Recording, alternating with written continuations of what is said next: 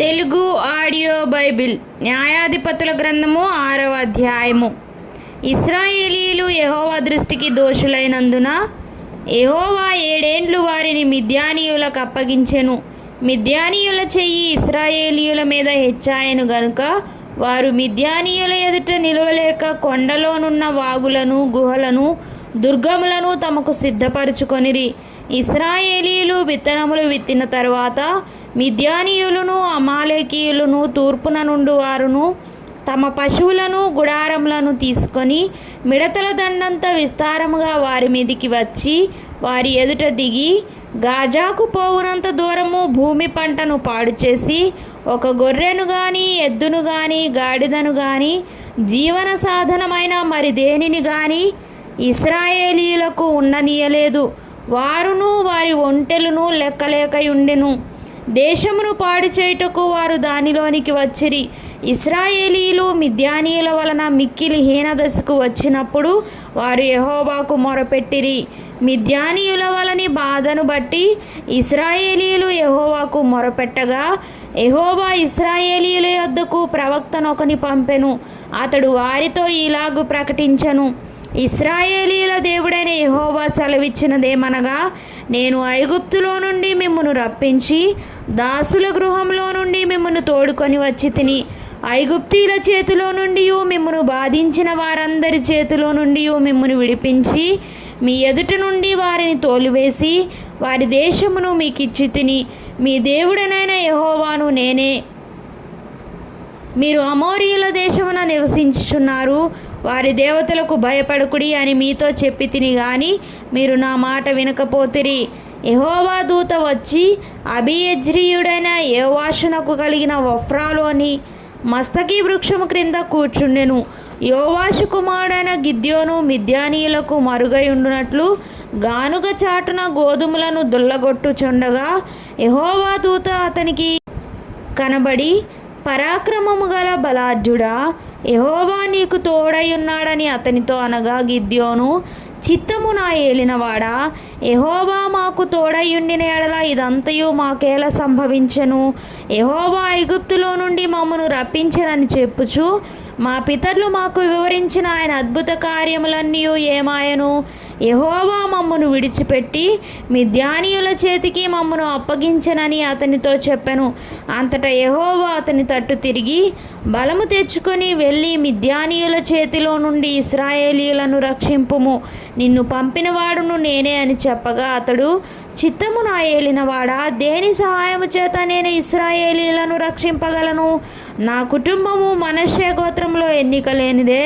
నా పితరుల కుటుంబంలో నేను కనిష్ఠుడనై ఉన్నానని ఆయనతో చెప్పెను. అందుకు యెహోవా, అయిననేమి, నేను నీకు తోడయ్యుందును గనుక ఒకే మనిషిని హతము చేసినట్లు మిద్యానీయులను నీవు హతము చేయదు అని సెలవిచ్చెను. అందుకతడు, నా ఎడల నీకు కటాక్షం కలిగిన ఎడల నాతో మాట్లాడుచున్న వాడవు నీవే అని నేను తెలుసుకున్నట్లు ఒక సూచన కనుపరచుము. నేను నీ వద్దకు వచ్చి నా అర్పణమును బయటికి తెచ్చి నీ సన్నిధిని దానిని పెట్టు వరకు ఇక్కడ నుండి వెళ్ళకుమి అని వేడుకొనగా ఆయన, నీవు తిరిగి వచ్చే వరకు నేను ఉండేదనెను. అప్పుడు గిద్యోను లోపలికి పోయి ఒక మేకపిల్లను తూమెడు పిండితో పొంగని భక్ష్యములను సిద్ధపరిచి ఆ మాంసమును గంపలో ఉంచి అది వండిన నీళ్లను కుండలో పోసి ఆయన కొరకు ఆ మస్తకి వృక్షం క్రిందికి దాన్ని తీసుకొని వచ్చి దగ్గర ఉంచగా, దేవుని దూత ఆ మాంసమును పొంగని భక్ష్యములను పట్టుకొని రాతి మీద పెట్టి నీళ్లు పోయమని అతనితో చెప్పెను. అతడు అలాగు చేయగా యెహోవా దూత తన చేతనున్న కర్రను చాపి దాని కొనతో ఆ మాంసమును ఆ పొంగని భక్ష్యములను ముట్టినప్పుడు అగ్ని ఆ రాతిలో నుండి వెడలి ఆ మాంసమును పొంగని భక్ష్యములను కాల్చివేసెను. అంతటా యెహోవా దూత అతనికి అదృశ్యమాయెను. గిద్యోను ఆయన యెహోవా దూత అని తెలుసుకొని, ఆహాహా, నా ఏలినవాడా యెహోవా, ఇందుకే కదా నేను ముఖాముఖిగా యెహోవా దూతను చూచి తిననెను. అప్పుడు యెహోవా, నీకు సమాధానము, భయపడకుము, నీవు చావవని అతనితో సెలవిచ్చెను. అక్కడ గిద్యోను యెహోవా నామమున బలిపీఠము కట్టి దానికి యెహోవా సమాధానకర్తయను పేరు పెట్టెను. నేటి వరకు అది అబీయజ్రీయుల ఒఫ్రాలో ఉన్నది. మరియు ఆ రాత్రి అందే యెహోవా నీ తండ్రి కోడెను అనగా 7 ఏండ్ల రెండవ ఎద్దును తీసుకొని వచ్చి నీ తండ్రి కట్టిన బయలు యొక్క బలిపీఠమును పడగొట్టి దానికి పైగానున్న దేవతాస్తంభమును నరికివేసి తగిన ఏర్పాటుతో ఈ బండకొనను నీ దేవుడైన యెహోవాకు బలిపీఠము కట్టి ఆ రెండవ కోడెను తీసుకొని వచ్చి నీవు నరికిన ప్రతిమ యొక్క కర్రతో దహనబలి నర్పించుమని అతనితో చెప్పెను. కాబట్టి గిద్యోను తన పనివారిలో 10 మందిని తీసుకొని వచ్చి యెహోవా తనతో చెప్పినట్లు చేసెను.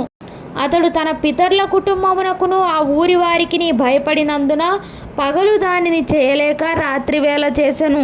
ఆ ఊరి వారు వేకువనే లేచినప్పుడు బయలు యొక్క బలిపీఠము విరుగొట్టబడి ఉండెను, దానికి పైగానున్న దేవతా స్తంభమును పడద్రోయబడి ఉండెను.